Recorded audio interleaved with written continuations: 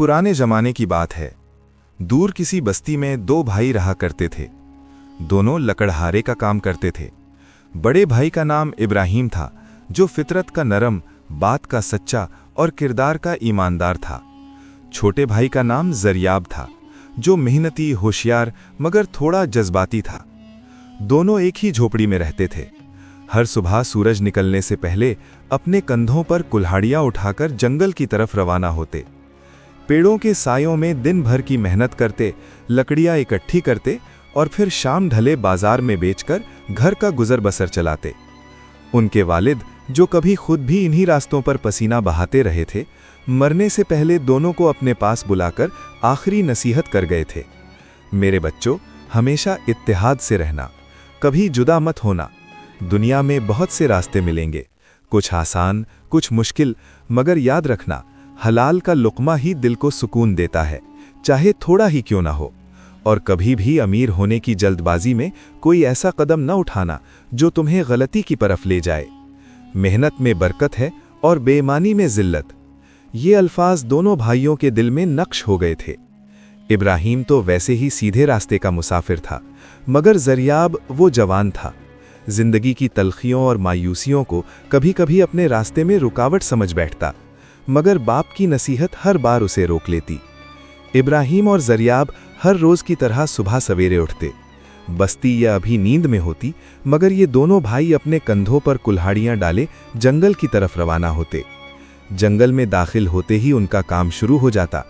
इब्राहिम इत्मीनान से सलीके के साथ लकड़ियां काटता, जबकि जरियाब जल्दी जल्दी, जैसे वक्त को मात देना चाहता हो।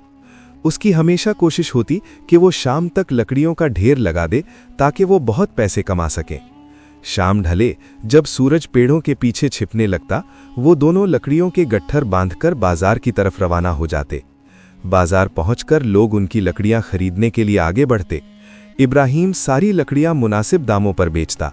जो कुछ कमाई होती वो दोनों बराबर बांट लेते, और फिर दोनों भाई अपने मर्जी के मुताबिक खाना खा लेते। वक्त गुजरता गया और शुरू में दोनों भाइयों की जिंदगी पहले की तरह सादा और पुरसुकून रही, मगर इंसानों के दिल कभी एक जैसे नहीं रहते। आहिस्ता आहिस्ता दोनों में फर्क आने लगा। आहिस्ता आहिस्ता जरियाब के दिल में एक ऐसी तब्दीली आने लगी जिसका एहसास उसे पहले पहल खुद भी ना हुआ। कभी थोड़ी थकावट का गुस्सा, कभी बाजार में ग्राहकों का सख्त रवैया, कभी ये सोच के वो जवान है, उसे ज्यादा कमाना चाहिए। ये सब जज्बात उसके दिल के किसी कोने में जमा होने लगे। बस्ती में एक अधेड़ उम्र बेईमान आदमी रहता था, जिसका नाम सुफियान था। वो ऊपर से मीठा मगर अंदर से काला था। उसकी नज़रें काफ़ी दिनों से जरियाब पर थीं। वो जानता था कि जवान दिल को भड़काना आसान होता है। एक दिन वो बाजार के करीब जरियाब के पास आया, मुस्कुराया जैसे बहुत खैरख्वाह हो, और बोला, अरे जरियाब, तुम तो इतनी मेहनत करते हो, पूरा दिन जंगल में पसीना बहाते हो, मगर क्या तुमने कभी सोचा है तुम्हारा भाई तुमसे ज्यादा फायदा उठा रहा है? जरियाब ने चौंक कर उसकी तरफ देखा। आदमी ने मक्काराना अंदाज में बात आगे बढ़ाई, तुम दोनों लकड़ियां काटते हो, मगर जब बाजार में बेचने की बारी आती है तो इब्राहिम आगे खड़ा होता है। तुम्हें क्या पता वो असल कीमत क्या बताता है? तुम्हें तो बस वही देता है जो वो चाहता है, शायद आधा, शायद उससे भी कम। जरियाब के दिल में पहली बार तेज सा चुभता हुआ ख्याल आया। नहीं, मेरा भाई ऐसा नहीं, उसने धीमी आवाज में कहा, मगर लहजे में पहले वाली मजबूती न थी। आदमी ने कहकहा लगाया, जैसे किसी कमजोर जगह पर वार कर चुका हो। अरे, दुनिया ऐसे सीधे लोगों से नहीं चलती बेटा। तुम बहुत मेहनत करते हो, असल कमाई तुम्हारा हक है। मगर इब्राहिम, वो लकड़ियां कम काटता है, लेकिन हिस्सा वो पूरा लेता है, और लकड़ियां भी कम कीमत पर बिकती हैं। अगर तुम अकेले होते तो तुम बहुत ज्यादा पैसे कमा सकते हो। ये कहकर वो आदमी चल दिया, मगर जो बातें वो छोड़ गया वो जरियाब के दिल की जमीन में जहर का बीज बनकर रह गई। अगले दिन जंगल में काम के दौरान जरियाब के दिल में अजीब ख्यालात आने लगे। क्या सचमुच वो आदमी सच्चा कह रहा था? क्या इब्राहिम मुझे कम हिस्सा देता है? क्या वो लकड़ियां ज्यादा दाम पर बेच सकता है? क्या हम दोनों ज्यादा अमीर हो सकते हैं? इब्राहिम हस्बे मामूल पुरसुकून अंदाज में लकड़ियां काटता रहा, मगर जरियाब के हाथों की चाल बदल चुकी थी। उसकी नजरें कभी लकड़ियों पर, कभी अपने भाई पर। अचानक उसके जहन में एक नया ख्याल भी आने लगा। बाजार में लकड़ियां सस्ती क्यों बिकती हैं? लोग तो ज्यादा कीमत पर भी ले लेंगे, हम क्यों कम पर बेचते हैं? हमें तो ज्यादा फायदा उठाना चाहिए। ये वही ज़रियाब था जिसे कभी बाप की नसीहत याद आती थी, बेटा जल्दी में गलती न करना, हलाल कमाई में ही बरकत है। मगर अब बाप की नसीहत धुंधली पड़ चुकी थी। दिल में लालच के साए उतरने लगे थे, और जिस दिल में लालच जगह बना ले, वहां इत्मीनान की रोशनी आहिस्ता आहिस्ता मध्यम होने लगती है।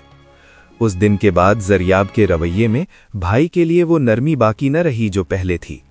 दिल में उगे शुबहात आहिस्ता आहिस्ता उसके लहजे और किरदार में झलकने लगे। एक सुबह दोनों हस्बे मामूल जंगल पहुंचे। इब्राहिम कुल्हाड़ी चलाने ही वाला था कि उसने अचानक देखा ज़रियाब एक बिल्कुल तंदुरुस्त हरे भरे जवान पेड़ पर कुल्हाड़ी मारने लगा है। इब्राहिम ने फौरन हाथ रोक दिया। ज़रियाब, ये पेड़ नहीं काटना चाहिए, उसने नरमी से कहा। हमें वो पेड़ काटने चाहिए जो सूखे हों, ताकि जंगल का ज्यादा नुकसान न हो और जंगल हरा भरा रहे। ज़रियाब ने कुल्हाड़ी नहीं रोकी, बस गुस्से से बड़े भाई की तरफ देखा। और अगर ये पेड़ बिकता है तो, अगर इससे ज्यादा दाम मिलते हैं तो हम महंगी लकड़ी क्यों छोड़ें? इब्राहिम ने गहरी सांस ली। ज़रियाब, हर चीज सिर्फ पैसे से नहीं तौली जाती। लालच रास्ता बदल देता है।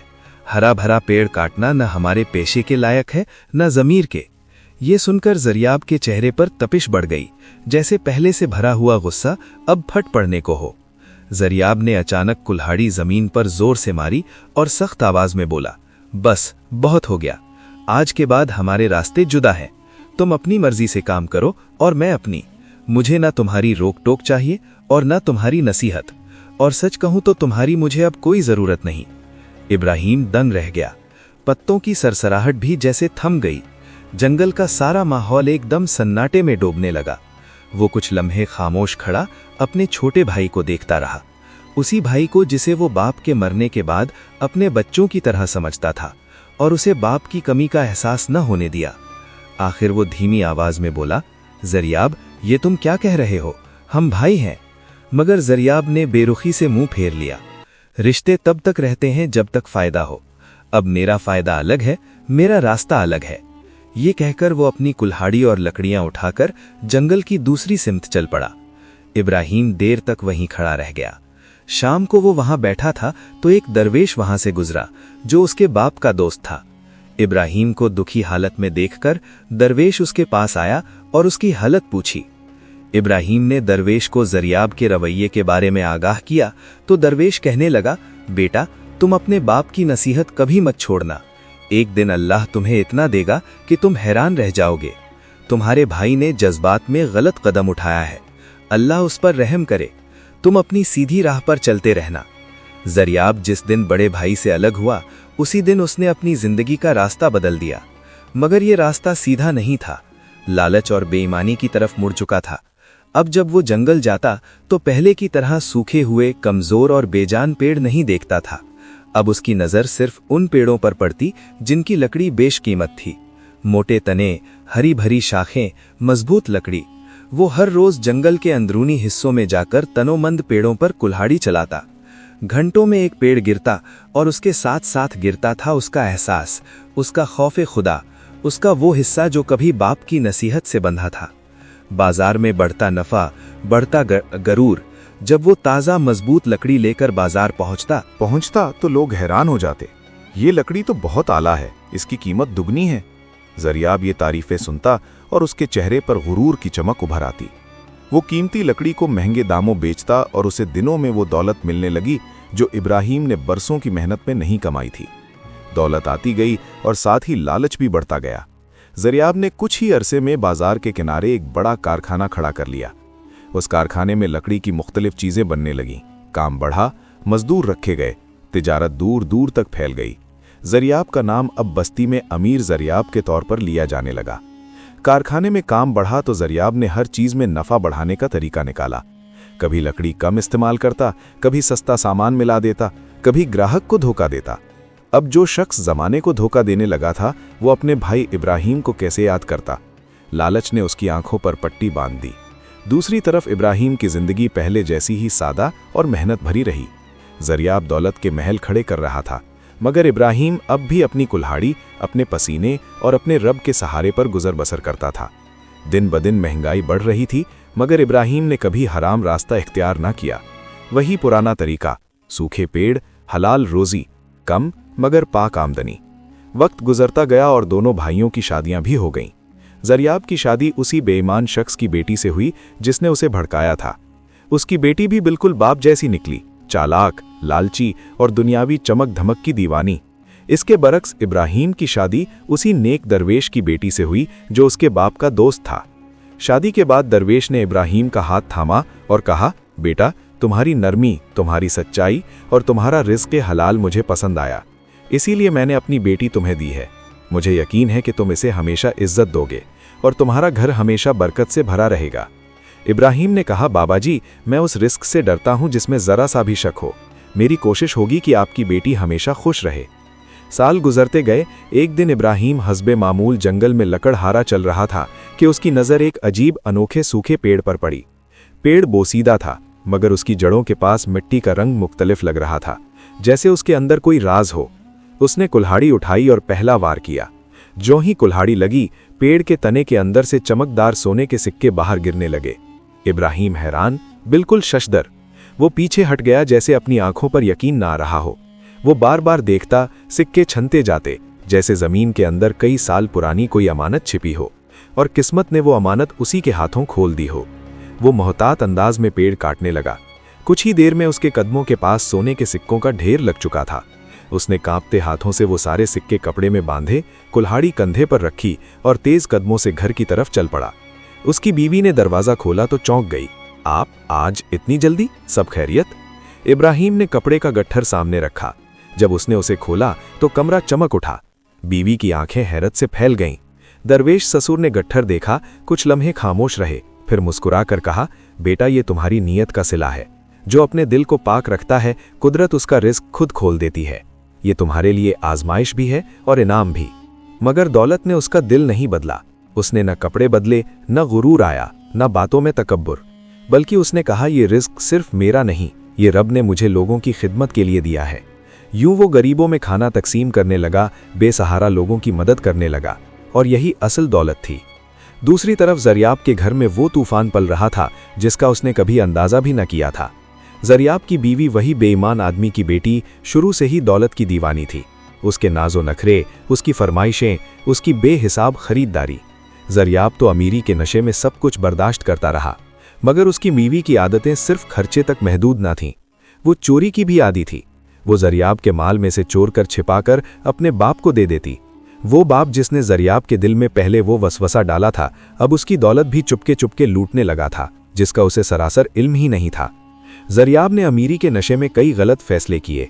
नतीजा ये हुआ कि लोग उस पर एतमाद खो बैठे। ग्राहक कम होते गए, कारखाने का काम रुकने लगा और ज़रियाब देखते ही देखते नुकसान पर नुकसान उठाने लगा। इसी दौरान उसकी बीवी ने भी एक बड़ा वार किया। वो घर के अंदर रखी सारी बची खुची नकदी और जेवर लेकर रात के अंधेरे में अपने बाप के घर चली गई। सुबह ज़रियाब ने जब खाली संदूक देखे तो उसकी दुनिया अंधेर हो गई। कुछ दिन बाद उसकी बीवी ने पैगाम भिजवाया, मुझे तुम्हारी जिंदगी में रहने की ज़रूरत नहीं, मैं तलाक चाहती हूँ। ज़रियाब गमसूम बैठा रहा। जिस दौलत के लिए उसने भाई छोड़ा, जिसके लिए उसने हराम रास्ता इख्तियार किया, आज वही दौलत उसका घर, उसका सुकून और उसकी इज्जत सब कुछ ले गई थी।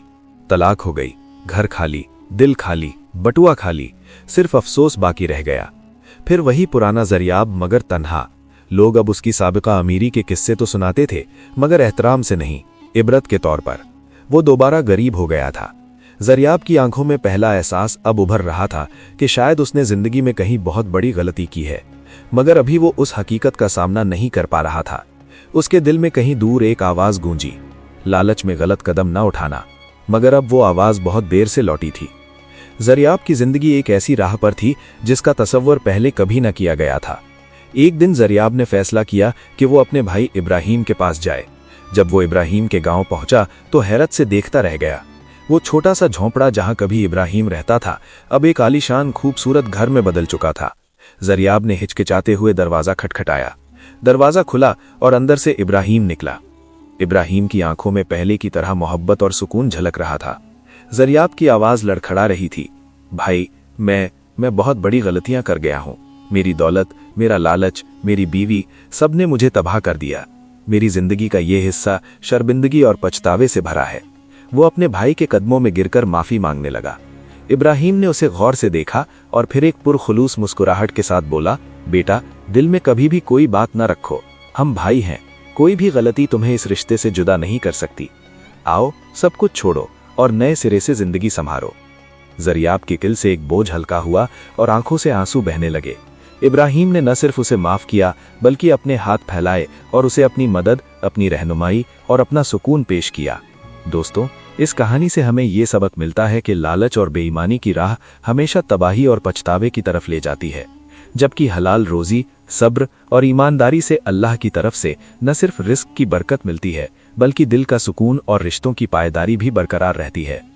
हमेशा अपने बुजुर्गों की नसीहत पर अमल करो और याद रखो कि हकीकी दौलत पैसे में नहीं बल्कि पाकीज़ा नियत और मोहब्बत भरे रिश्तों में होती है। ये हमारी कहानी यहाँ खत्म होती है, लेकिन कहानियाँ कभी खत्म नहीं होती बल्कि हर बार एक नए रूप में जन्म लेती रहती हैं। अपनी राय कमेंट्स में शेयर करें कि आपने इस कहानी से क्या सीखा। आप किस शहर से इस कहानी को सुन रहे हैं। अगर ये कहानी आपको पसंद आई तो लाइक और सब्सक्राइब करना ना भूलें। मिलते हैं एक और नई वीडियो के साथ, तब तक के लिए अल्लाह हाफिज। हसन अल बसरी कुरान एकेडमी के साथ कुरान सीखें। हम दुनिया भर में स्काइप, जूम और व्हाट्सएप के जरिए कुरान की तालीम देते हैं। हम मुब्तदियों के लिए कुरान तजवीद के साथ किरत कोर्स, कुरान तर्जुमा, कुरान हिफ्ज और तफसीर के कोर्सेज पेश करते हैं। काबिल और तरबियत याफ्ता फीमेल और मेल असातिज़ा के साथ कुरान सीखें।